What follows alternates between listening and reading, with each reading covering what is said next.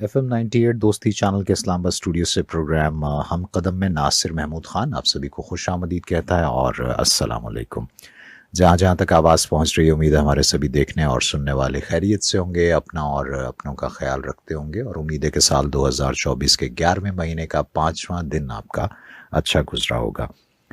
Monday to Friday ये programme आपके लिए पेश किया जाता है, जिसमें अहम इलाकाई और बैनुल-अक़वामी ख़बरों पर तबसरे और तज्ज़िये पेश करने के साथ साथ हम अपने बरादर दोस्त पड़ोसी मुल्क अवामी जमहूरियत चीन से मुतालिक मालूमात, वहाँ मुख्तलिफ शोबों में होने वाली पेशरफ्त से आपको आगाह करते हैं। नाज़रीन और सामीन, आज यानी कि 5 नवंबर को चीन के शहर शंघाई में 7वीं चाइना इंटरनेशनल इम्पोर्ट एक्सपो का आगाज़ हो गया और 10 तारीख तक ये नुमाइश जो है वो जारी रहेगी।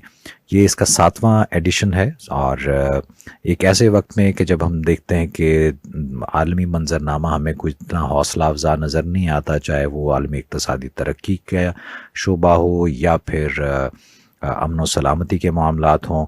एक अनसर्टेनिटी सी, कह लीजिए कि एक गैर मुस्तहकम और एक बेअमनी की सी एक सूरत हाल जो है अफरा तफरी की, वो हमें नज़र आती है मुख्तलिफ हवालों से अगर हम नज़र डालें तो।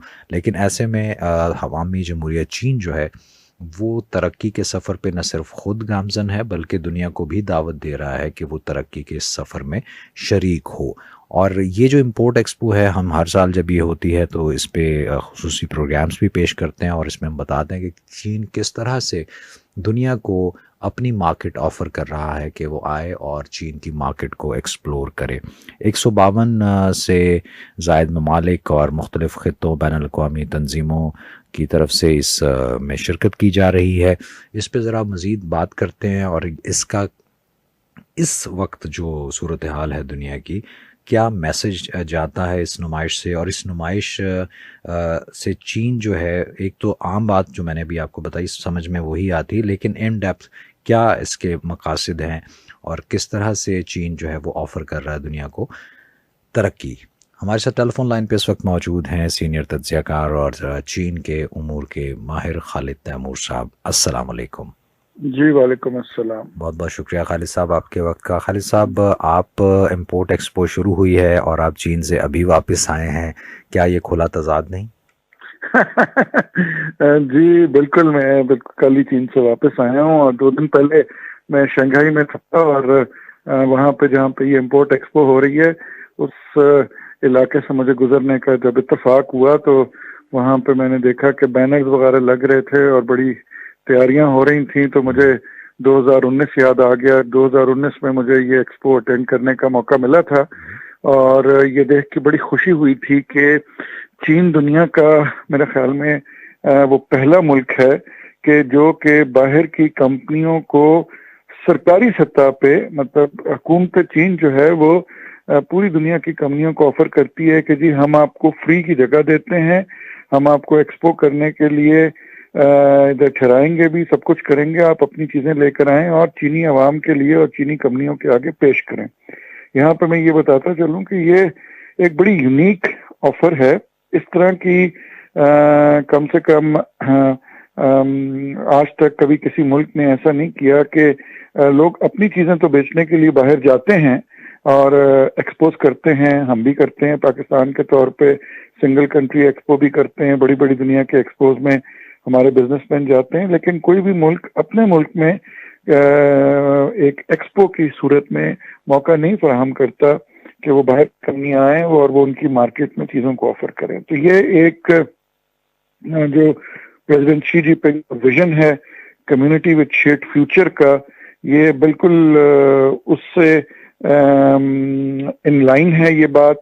और इस एक्सपो की मैं कुछ सामीन को खसूसियात बताऊं जो कि सुन के आपको बड़ी हैरानगी होगी कि इस एक्सपो के लिए चीन जो स्पेस है, मतलब ठीक है, टिकट और किराया आप अपना खुद खर्च करके जाते हैं और वहां पे इनकी एक वेबसाइट होती है जिसपे जाके आपने पहले से उस एक्सपो में अपनी जगह अगर आप बुक करा लें तो चीनी गवर्नमेंट आपको वो फ्री ऑफ कॉस्ट भी जगह दे देती है कि जी ठीक है आप आए, अपनी 5 दिन के लिए चीजें आपने अपनी लेके जानी है, जाहिर बात है उसका जो भी एयर फ्रेट होगा, जो भी होगा वो होगा। उसके बाद फिर चीन के अंदर एक और मैंने 2019 में बड़ी खास बात देखी कि क्योंकि उनको पहले से पता होता है कि दुनिया किस किस मुल्क की कौन कौन सी कंपनीज आ रही हैं, तो वो अब पूरे चीन के अंदर पहले से हुकूमती सतह पे, ये प्राइवेट सेक्टर में नहीं, हुकूमती सतह पे काम हो रहा है कि चीन के 32 सूबे हैं, 32 के 32 सूबों को कह दिया जाता है कि जी इस तारीख से इस तारीख जो एक्सपो हो रही है शंघाई के अंदर, इम्पोर्ट एक्सपो जो हो रही है, उसके अंदर ये कंपनियां आ रही हैं, इनसे मिलने के लिए अपने नुमाइंदों को भेजें। मतलब ये नहीं है कि आप गए, आपने जाकर उधर अपनी बिसात बिठा ली तो कोई आया ही नहीं। एक प्रॉपर कंपनियों को बताया जाता है चीन की, उनको प्रॉपर लिस्ट सर्कुलेट पहले से कर दी जाती है। जिस तरह एक मेन्यू कार्ड होता है ना, इस तरह एक लिस्ट बना के सर्कुलेट कर दी जाती है और हर स्टॉल के ऊपर बड़ी तादाद में चीनी कंपनियां आती हैं, वो आके नेगोशिएट करती हैं। अगर उनको कोई चीज पसंद आ जाती है तो वहां बैठे बैठे बहुत सारे कॉन्ट्रैक्ट मैंने अपनी आंखों के सामने, मैं 2019 की बात कर रहा हूँ, आज हम 2024 में बैठे हुए हैं, ठीक है, 2 साल वहां पे ये एक्सपो नहीं हो सकी कोविड की वजह से, मेरे ख्याल में 3 साल नहीं हुई एक्सपो ये तो, बट लास्ट एक्सपो जो 2019 में हुई थी और उसके बाद फिर 2023 में हुई और अब 2024 में हो रही है, 2020, 21, 22 में वो कोविड की वजह से नहीं हो सकी।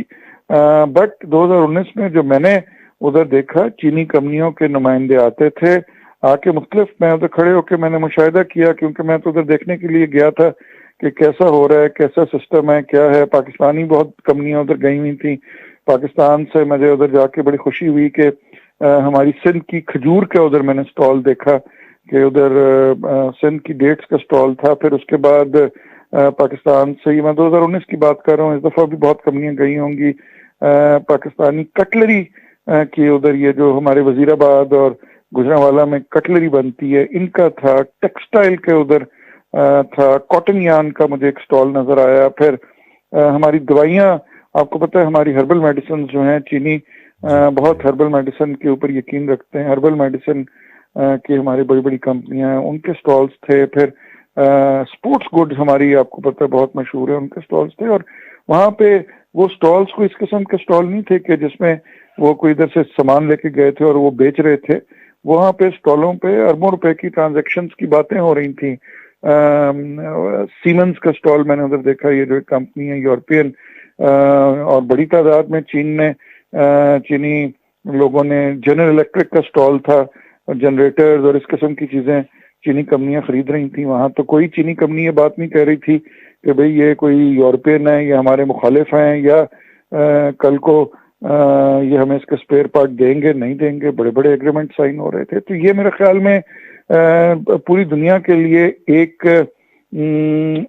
लेसन भी है, पूरी दुनिया के लिए एक सबक है। मैं तो कहूंगा कि यूरोप को भी इस किस्म के एग्जीबिशन करना चाहिए कि ब्रसल्स के अंदर जो यूरोपियन यूनियन का हेडक्वार्टर है, ये किसी ऐसी जगह पे वो एक एग्जीबिशन लगाएं कि जहां पे पूरी दुनिया की कंपनियों को बुलाएं। इस वक्त 100 चीन के बेल्ट एंड रोड कंट्रीज के पार्टनर, 155 पार्टनर्स हैं, कंट्रीज जो हैं, ऑर्गेनाइजेशंस की बात नहीं कर रहा, कंट्रीज की बात कर रहा हूँ। उसमें से 152 मुल्कों ने इसमें हिस्सा लिया। अब इन 152 मुल्कों में कंट्रीज बहुत छोटी छोटी भी हैं, मतलब गैम्बिया बहुत छोटी कंट्री है,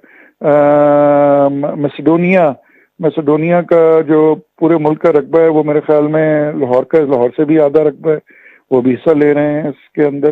तो हर मुल्क को दावत है कि वो जो चीज अपनी ला के डिस्प्ले करना चाहते हैं, और न सिर्फ वो चीजें चीन को बेचने का मौका है, बल्कि जाहिर बात है जब 152 कंट्रीज जब इकट्ठे बैठे होते हैं तो आपस में भी ट्रेड की बात करते हैं। तो मेरे ख्याल में ये एक बेल्ट एंड रोड इनिशिएटिव के अंदर चीन की तरफ से बड़ा अहसन इकदाम है कि वो मुल्कों के बिजनेस वालों को इकट्ठा बैठने का मौका देते हैं। इसमें ज्यादातर प्राइवेट सेक्टर के बिजनेसमैन होते हैं, कुछ सरकारी कंपनियां भी इसमें होती हैं जो कि अपने प्रोडक्ट्स को डिस्प्ले करती हैं, और ये सारी कमर्शलाइज्ड प्रोडक्ट्स हैं। यहाँ पे मैं ये बात कमर्शलाइज्ड का इसलिए बार बार यूज करूंगा कि ये कोई हथियार नहीं इधर बेचे जा रहे, कोई टैंकों की खरीदारी नहीं हो रही, कोई एम्यूनिशन की खरीदारी नहीं हो रही, कोई मिसाइल्स की खरीदारी नहीं हो रही। ये एक दूसरे से बातचीत हो रही है नॉर्मल ट्रेड पे, आपके मुल्क में अंगूर अच्छे बनते हैं, आप अपने अंगूर ले जाएं, पकते हैं। आपके मुल्क में किसी के मुल्क में शहद अच्छा बन रहा है, वो अपना शहद लेके आया होता है किसी के मुल्क के अंदर। और कोई इधर कोई ये नहीं है कि कोई बहुत बड़ी इंडस्ट्री होगी तो आपने जाना है। यहाँ पे मैंने आपको बताया कि सिंध की खजूरें भी खाने को मुझे मिली और लैटिन अमेरिकन कंट्रीज से शहद भी आया हुआ था। आपको पता है जो अमेज़न के जंगल हैं बहुत बड़े बड़े, वहां पे शहद होता है, वहां पे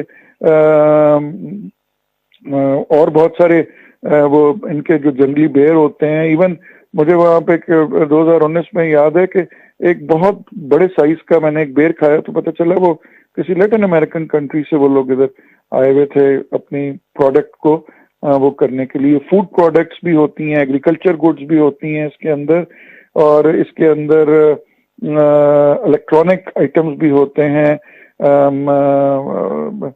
हवावे ने ये जो चाइना की एक बहुत बड़ी कंपनी है, टेलीफोन बनाती है, वो भी अपनी फोन की लॉन्चिंग्स और बहुत सारी कंपनीज ऐसी हैं, दुनिया की इंटरनेशनल कंपनीज ऐसी हैं जो कि ऐसे मौके पे अपनी प्रोडक्ट लॉन्चिंग के लिए भी इसको इस्तेमाल करते हैं। ये एक चाइना इंपोर्ट एक्सपो जो है ये अपनी नौयत की दुनिया में एक खास किस्म का एक एक्सपो है जिसमें लोग अपनी चीजें चाइनीज को बेचने के लिए लेके आते हैं। लेकिन जाहिर बात है जब अगर मैं पाकिस्तान से जाऊंगा तो हो सकता है मुझे ब्राजील के स्टॉल में कोई ऐसी चीज पसंद आ जाए जो मैं लेना चाहूँ और जो कि शायद पाकिस्तान में बैठ के मुझे ना पता हो कि अफ्रीका में वो चीज बन रही है। तो यहाँ पे आपस में ट्रेडर्स आपस में मिलते हैं और एक बहुत बड़ा जिस तरह ओल्ड सिल्क रूट पे मतलब उधर जाके ना तो मुझे तो जो याद ताज़ा हुई ओल्ड सिल्क रूट की याद ताज़ा हुई कि जब मैं पहली दफ़ा बुखारा गया था जो कि ओल्ड सिल्क रूट का एक बहुत बड़ा बाजार उधर लगता था जहाँ पे चाइनीज ताजर अपनी चीज़ें लेके जाते थे। तो वहाँ पे एक बाजार है चारसू बाजार, उसके अंदर 6 डायरेक्शंस में 6 बाजार हैं। तो हर बाजार में वो पुराने ज़माने में ओल्ड सिल्क रूट पे जब चाइनीज उधर ट्रेडर्स उधर चीज़ें लेके जाते थे तो यूरोप से और सेंट्रल एशिया से उधर लोग आते थे और जो उधर खरीदारी होती थी वहाँ पे कारपेट्स की खरीदारी होती थी, कपड़े का अलग मार्केट थी, गोल्ड की अलग मार्केट थी, चांदी की अलग मार्केट थी।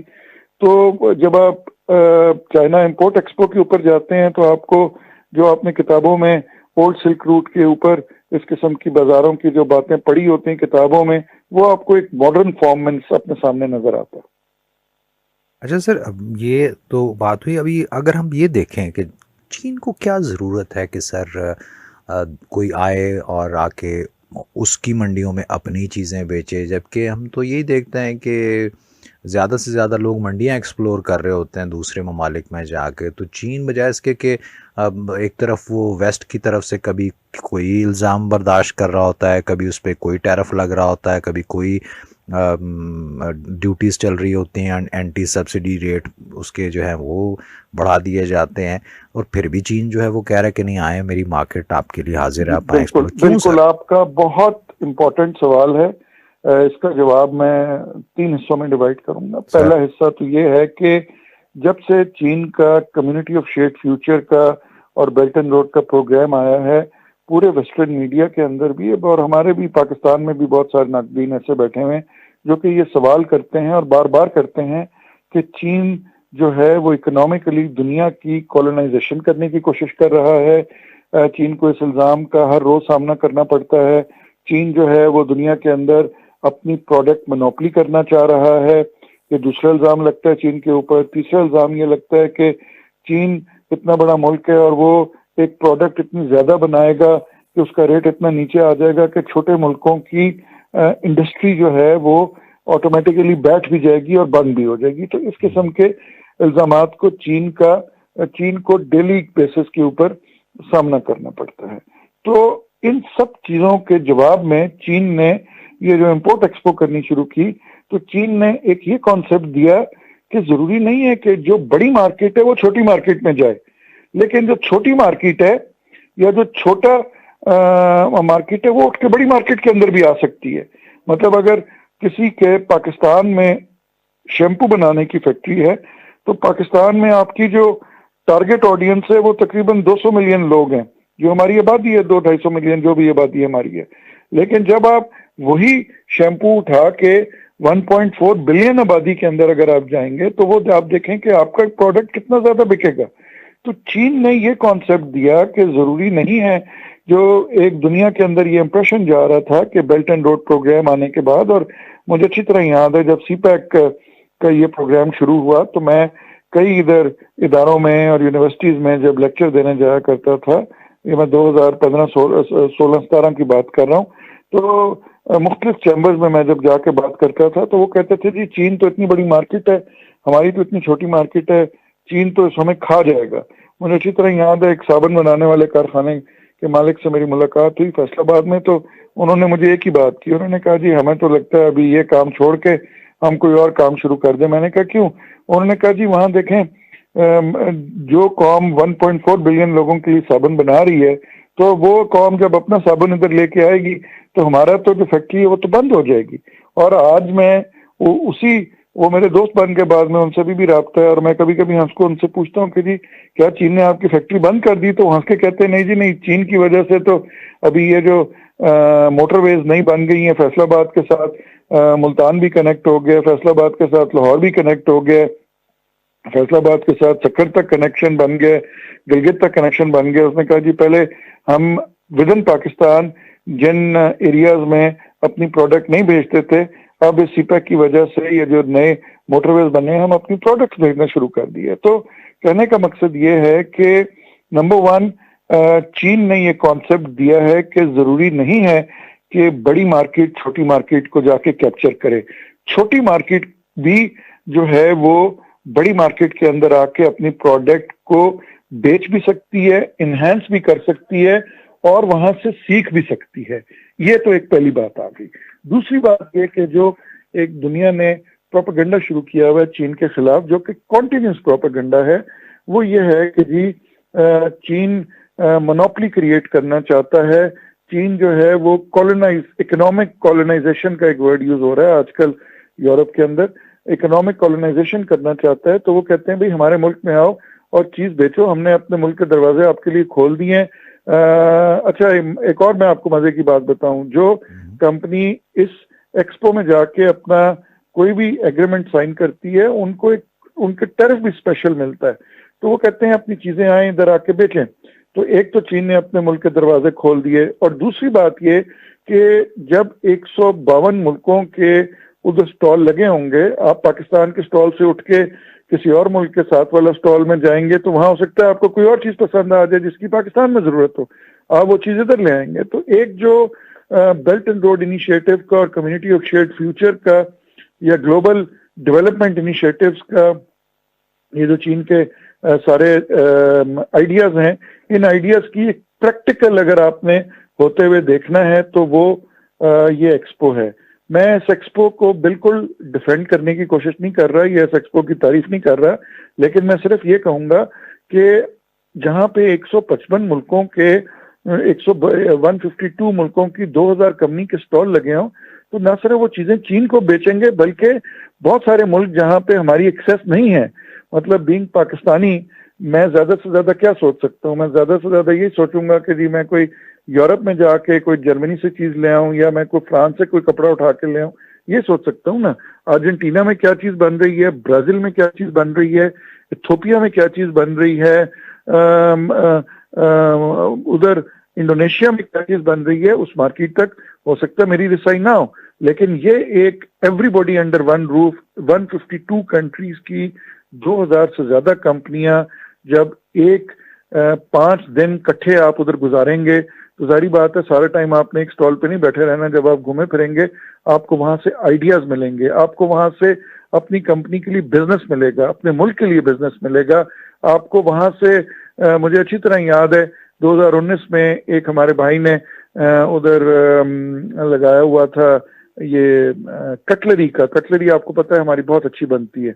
तो बाद में मेरी उनसे मुलाकात हुई किसी जगह पे, मैं गया हुआ था सियालकोट की तरफ चंद सालों के बाद, तो मैंने उनको कहा उस एक्सपो में चीन में आपका बड़ा सामान बिका होगा। उन्होंने कहा जी ना सिर्फ चीन में बिका बल्कि उसकी वजह से मंगोलिया में, और ऐसे ऐसे उन्होंने मुझे मुल्कों के नाम लिए कि जिनको नक्शे पे शायद हमने कभी देखा हो, उनका नाम भी नहीं सुना होगा। उन्होंने कहा कि उन मुल्कों ने भी इंटरेस्ट शो किया और मेरा भी कारोबार उन मुल्कों के साथ भी चल रहा है। तो ये एक बेसिकली जो ब्रॉडर आइडिया है कनेक्टिविटी का, ट्रेड का, और मैं समझता हूं कि इसमें आने वाले टाइम में ज्यादा से ज्यादा कंपनियों को हिस्सा लेना चाहिए। तो ये एक ब्रॉडर कनेक्टिविटी है। और इसकी जरूरत क्या है?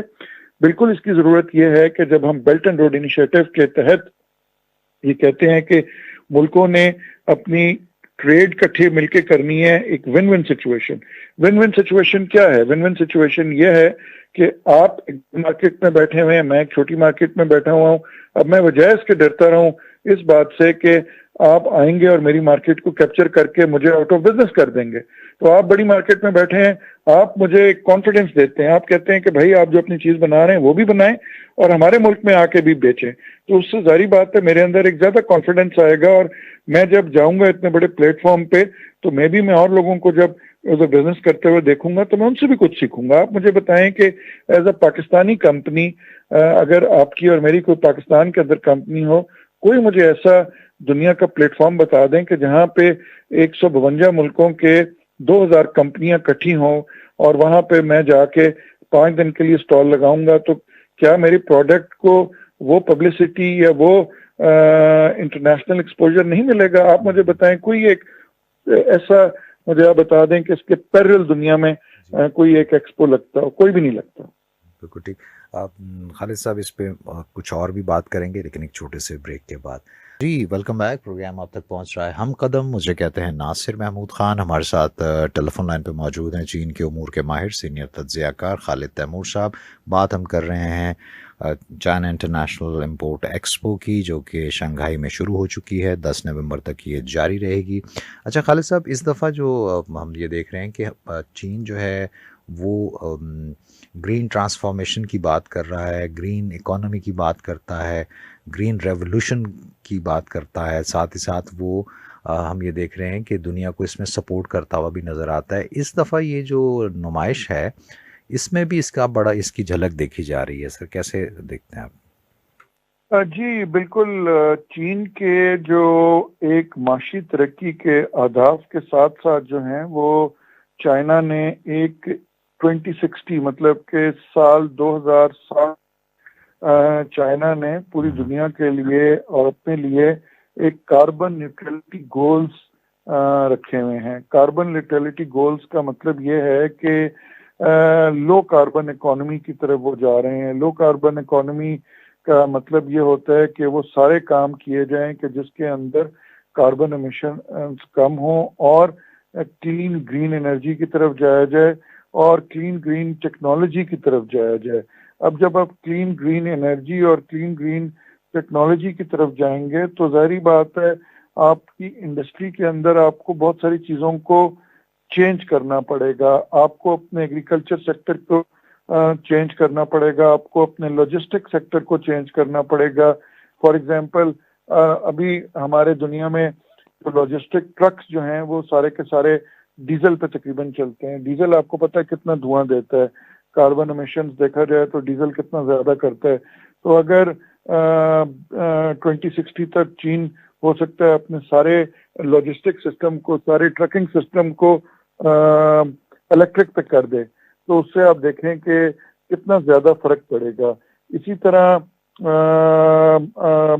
ग्रीन एनर्जी के साथ साथ मतलब अब जो फैक्ट्रियां लगे वो सोलर पे चलें या विंड एनर्जी पे चलें या वो जो है हाइड्रो पे चलें, तो उससे कितना फर्क पड़ेगा। चीन ने ऑलरेडी कोयले के साथ बिजली बनाना बंद कर दी है और पाकिस्तान ने भी अपना हदफ मुकर्रर किया हुआ है कि 2030 तक हमने भी कोयले के जितने भी प्लांट्स हैं उनको हमने भी तब्दील करके तो क्लीन ग्रीन एनर्जी की तरफ लेकर जाना है। तो मैं ये समझता हूँ कि इस एक्सपो के अंदर खास तौर पे चाइना जो क्लीन ग्रीन एनर्जी की बात करता है वो इसलिए करता है कि क्लीन ग्रीन एनर्जी का ताल्लुक डायरेक्टली जो है वो आपकी इंडस्ट्री से है। बिकॉज सबसे ज्यादा आपकी कार्बन एमिशंस जो होती हैं वो इंडस्ट्रियल सेक्टर करता है। जब फैक्ट्री लगती है धुआं पैदा होता है और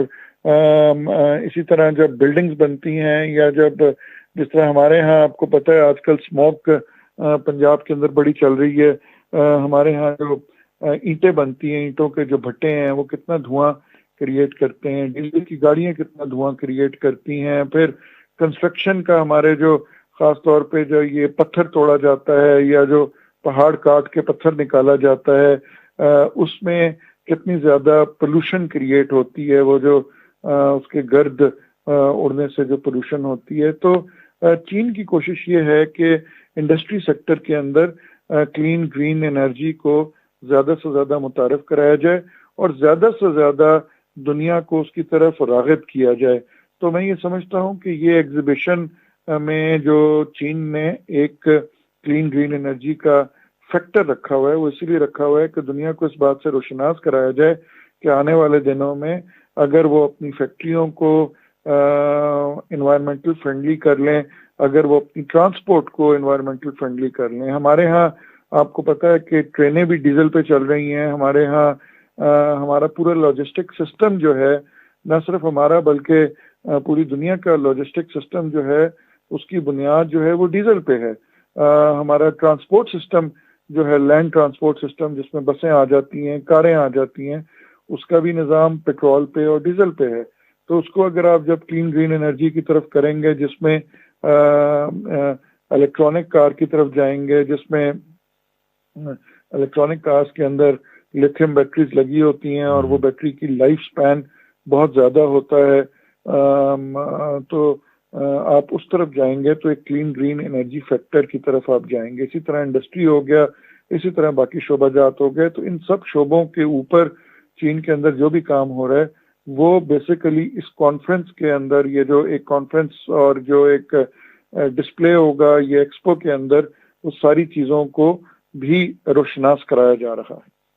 बिल्कुल ठीक, बहुत बहुत शुक्रिया खालिद तैमूर साहब आपके वक्त और तज्ज़िये के लिए। थैंक यू जी, बहुत जी। हमारे साथ टेलीफोन लाइन पे मौजूद थे सीनियर तज्ज़ियाकार और चीन के अमूर के माहिर खालिद तैमूर साहब, और जो बात हुई चाइना इंटरनेशनल इम्पोर्ट एक्सपो से मुताल्लिक, जो कि 10 तारीख तक जारी रहेगी चीन के शहर शंघाई में। हम आखिर में बात कर रहे थे कि माहौल दोस्त और माहौलियाती आलूदगी से बचने के लिए जो इक़दामात हैं, अब बचा तो इससे बहुत मुश्किल से जा सकता है, लेकिन हम ये तो कर सकते हैं कि जो नुकसान हो रहा है उसको कम से कम किया जाए, ताकि आने वाले वक्त में किसी कदर बेहतरी हम देख सकें माहौलियात में।